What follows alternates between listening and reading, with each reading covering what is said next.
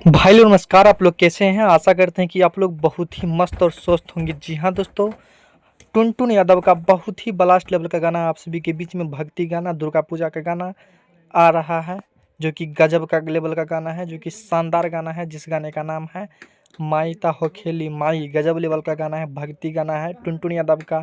एक से एक बढ़कर भोजपुरी में भी भक्ति गाना दुर्गा पूजा का आ रहा है, जो कि ये गाना रिलीज होने वाला है टुनटुन यादव ऑफिशियल पे। और आज भी एक गाना रिलीज हुआ है जो कि बहुत ही शानदार गाना था और इंस्टाग्राम पे ट्रेंड करने लगा है, जो कि अभी बहुत ही ज़्यादा उस पर रील्स बनने लगा है। और आज ही वो गाना रिलीज हुआ है। और आपसे बता दूं कि इस सॉन्ग को गाए हैं आपके चहेता सिंगर अहिरान स्टार टुनटुन यादव, और गीत को लिखे हैं सूरज सिंह, और म्यूजिक सजाए गए हैं बिक्की बॉक्स, जो कि बहुत अच्छा लेवल का गाना आप सभी के बीच में देखने को मिलेगा बहुत ही जल्द।